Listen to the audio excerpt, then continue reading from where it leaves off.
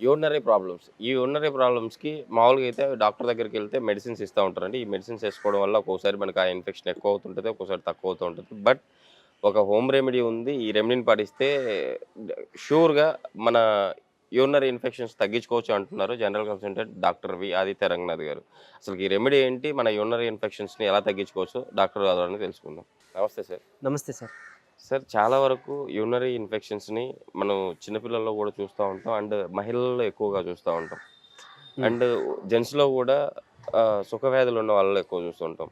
ఈ ప్రాబ్లమ్స్ నుంచి మనం బయటపడడానికి ఒక మంచి రెమెడీ ఉంది అంటున్నారు. ఈ రెమెడీ ఏంటి? మనం తెలుసుకునే ముందర అసలుకి ఈ యూరినరీ ఇన్ఫెక్షన్స్ రావడానికి గల కారణాలేంటో తెలుసుకుందాం సార్. మెయిన్‌గా అన్‌హైజీన్ సరౌండింగ్స్ లేదా వాష్‌రూమ్స్ అన్‌హైజీన్‌గా ఉన్నా, లేకపోతే మన ఇన్నర్ వేస్ అన్‌హైజీన్‌గా ఉన్నా, లేదంటే మీరన్నట్టు లైక్ అన్‌ప్రొటెక్టెడ్ ఇఫ్ అవతల పార్ట్నర్‌కి ఏమైనా ఇన్ఫెక్షన్, యూరిన్ ఇన్ఫెక్షన్ ఉండి ఇంటర్ కోర్స్‌లో పాల్గొన్నప్పుడు ఇంకొక వేరే పార్ట్నర్ కూడా ట్రాన్స్‌మిట్ అయ్యే అవకాశం ఉంది. సో, ఇలా అవ్వచ్చు. ఆహ్, సో, పలు రకాలు అండ్ ఇమ్యూనిటీ తక్కువున్నా కూడా ఈజీగా మనకి యూరిన్ ఇన్ఫెక్షన్ కూడా వచ్చే అవకాశం ఉంది. Okay sir. సో, ఏంటి అనంటే దీనికి మెయిన్‌గా ఫ్లూయిడ్ థెరపీ అన్నట్టు ఎక్కువ వాటర్, ఫ్లూయిడ్, మజ్జిగ లేకపోతే కోకోనట్ వాటర్ ఇలాంటివి కొంచెం తాగడం వల్ల త్వరగా మన బాడీలోంచి ఫ్లష్ ఔట్ అయిపోతుంది యూరినరీ ఇన్ఫెక్షన్. ఇంకా ది బెస్ట్ ఏంటి అనంటే మన బార్లీ పౌడర్ లేదా బార్లీ అది ఉంటుంది కదా! బార్లీ జావా ది బెస్ట్ మెడిసిన్ అనమాట. Okay sir. సో, బార్లీ జావా తాగితే గనుక కంటిన్యూగా ఒక 5 డేస్ ఆర్ 7 డేస్ అలాగా యూరినరీ ఇన్ఫెక్షన్ వచ్చిన టైంలో మనకి ఈ త్వరగా ఫ్లష్ ఔట్ అవ్వడానికి హెల్ప్ అవుతుంది. యూరిన్ ఇన్ఫెక్షన్ తగ్గడానికి హెల్ప్ అవుతుంది. అండ్ ఆ టైంలో కొంతమందికి యూరినరీ అంటే ప్రైవేట్ పార్ట్స్ బర్నింగ్‌గా అనిపించొచ్చు. లేదంటే యూరిన్ వేసుకునేటప్పుడు ఆ ద్వారం కొంచెం మంటగా అనిపించొచ్చు. సో, ఇది దేనివల్ల అంటే యూరిక్ యాసిడ్ ఎక్కువ మోతాదులో కాన్సంట్రేటెడ్ లెవెల్స్‌లో పెరిగిపోయినప్పుడు యూరిన్‌లో మనకి ఇది చూస్తాం. సో, దాన్ని మళ్ళీ ఏం చేయొచ్చు అంటే ఫ్లూయిడే నేనన్నట్టు. లేదు అనంటే కొంచెం పటిక బెల్లం అలాంటివి యూజ్ చేసుకున్నా కూడా మనం తీసుకునే దీంట్లో చలవ చేస్తది. కోకోనట్ వాటర్ మంచి చలవ. సో, అది చేసుకోవచ్చు. లేదు అనంటే ఇంకొక ఇంటి రెమెడీయే ఉంది ఈ బర్నింగ్ తగ్గించుకోవడానికి. సో, పచ్చకర్పూరం మనం ప్రసాదం వాటిలో కూడా వాడుతుంటాం కదండీ! ఆ పచ్చకర్పూరం కొంచెం తీసుకొని ఒక గోరువెచ్చని నీటిలో ఒక హాఫ్ గ్లాస్ గోరువెచ్చని నీటిలో కలిపి దాన్ని తాగినట్లయితే రోజుకి 2 సార్లు చక్కగా ఈ యూరినరీ ఇన్ఫెక్షన్ వల్లొచ్చే మంట ఏదైతే ఉందో అది తగ్గుతుంది. అఫ్‌కోర్స్ మనకి అల్లోపతిలో ఈ సిరప్ ఉంది.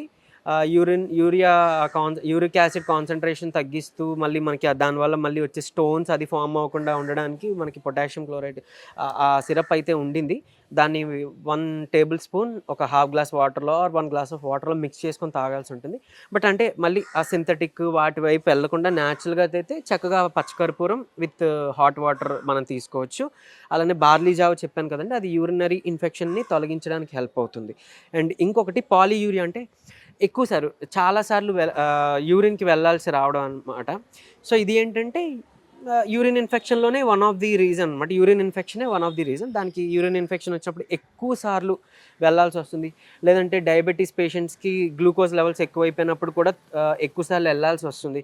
సో, అలాంటి వాళ్ళకి అండ్ ఈవెన్ అదే ఇన్ఫెక్షన్ తొలగించే పదార్థం కూడా ఉంది మిరియాలు. మిరియాలు చాలా చక్కగా ఎలాంటి వైరల్ ఇన్ఫెక్షన్స్ అయినా, బాక్టీరియల్ ఇన్ఫెక్షన్స్ అయినా మన బాడీలోంచి బయటికి ఫ్లష్ ఔట్ చేయడానికి చాలా యూజ్‌ఫుల్ సార్.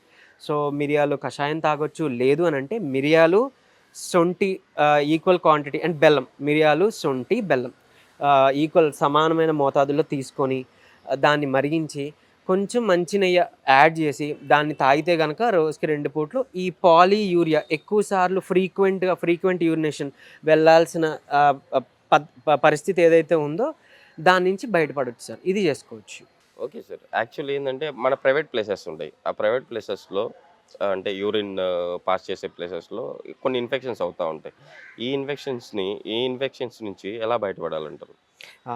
ప్రైవేట్ పార్ట్స్‌లో మనం అప్లై చేసుకోవడానికి అంటే యాంటీ ఫంగల్ గాను, యాంటీ వైరల్ గాను, యాంటీ బ్యాక్టీరియల్ గాను వర్క్ అయ్యేది ఏంటి అనంటే పసుపు బాగా యూజ్‌ఫుల్.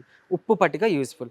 సో, పసుపుని కొంచెం కొబ్బరి నూనెతో మిక్స్ చేసి ప్రైవేట్ పార్ట్స్‌కి అప్లై చేయడం ద్వారా త్వరగా మనకి ఆ ఇన్ఫెక్షన్స్ అనేది తగ్గుముఖం పడుతుంది. అండ్ ఇంకొకటి ఒకవేళ అలర్జిక్ రియాక్షన్స్, దురద, ఇచ్చింగ్ ఉంటే గనక ఉప్పు పట్టికని నానబెట్టి ఒక చిన్న ముక్క ఉప్పు పట్టికని తీసుకొని రాత్రి ఒక జగ్ వాటర్‌లో వేసి నానబెట్టేసి మార్నింగ్ అదే వాటర్‌తో మనం ఎక్కడైతే ఇన్ఫెక్షన్, అలర్జీ ఉందో ఆ ఆ ప్రదేశంలో మనం కడగడం ద్వారా త్వరగా ఈ దురదలు తగ్గే అవకాశం ఉంది. ఈ అలర్జీస్ అవి కూడా తగ్గే అవకాశం ఉంది. అండ్ అలానే మనకి న్యాచురల్‌గా కూడా వరుణాది కషాయం, ఆ పౌడర్ ఆకు పౌడర్‌తో వరుణాది కషాయం తాగొచ్చు. లేదు అని అంటే గనక మనకి ఆయుర్వేదిక్ స్టోర్స్‌లో వరుణాది క్వాత్ టాబ్లెట్స్ కూడా దొరుకుతాయి. ఆ టాబ్లెట్స్‌నైనా మనం వేసుకోవచ్చు. వేసుకుంటే కూడా ఒక 7 డేస్ ఆర్ 10 డేస్ అలా యూజ్ చేసుకుంటే కూడా మనం దీని నుంచి బయటపడొచ్చు. ఇలా న్యాచురల్‌గా ఇది తీసుకోవచ్చు సార్. ఇంకొకటి యూరిన్ ఇన్ఫెక్షన్స్‌లోనే మంట వస్తుంది కాబట్టి మనం అంటే ఓరల్‌గా తీసుకోవడానికి పచ్చకర్పూరం కొంచెం హాట్ వాటర్‌తో మిక్స్ చేసి తాగొచ్చు. అలానే ఒకవేళ సివియారిటీ ఎక్కువైతే, ఇంకా అది తాగినా కూడా మంట తగ్గట్లేదు, లేకపోతే కోకోనట్ వాటర్, మజ్జిగ వాడుతున్నాం అయినా కూడా మనకి తగ్గట్లేదు అని అనుకునే వాళ్ళు ఆడవాళ్ళైనా కానీ, మగవాళ్ళైనా కానీ ఇంకొకటి చేయొచ్చు సార్. మనం వాడే హారతి కర్పూరమే కొంచెం కోకోనట్ ఆయిల్‌లో వేసి బాగా నూరేసి, ఆ మిశ్రమాన్ని మనం ప్రైవేట్ పార్ట్స్ దగ్గర అప్లై చేసుకుంటే గనక ఈ మంట అనేది మనం చక్కగా ఇన్‌స్టెంట్‌గా రిలీఫ్ అది పొందుతాము. ఇంకా వేరే ఏమి అంటే ఎక్స్‌టర్నల్‌గా వేరే ఆయింట్‌మెంట్స్ లేకపోతే స్టెరాయిడల్ ఆయింట్‌మెంట్స్ అవి వాడాల్సిన అవసరం లేకుండా చక్కగా మనం దీన్నే ఒక క్రీమ్ లాగా, ఒక ఆయింట్‌మెంట్ లాగా మన ఇంట్లోనే తయారు చేసుకొని వాడుకోవచ్చు సార్. సో, సేఫ్ అనమాట. Okay sir. అంటే యూరినరీ ఇన్ఫెక్షన్స్‌కి ఒక మంచి రెమెడీ అయితే మన ప్రేక్షకుల కోసం తెలియజేశారు. Thank you sir.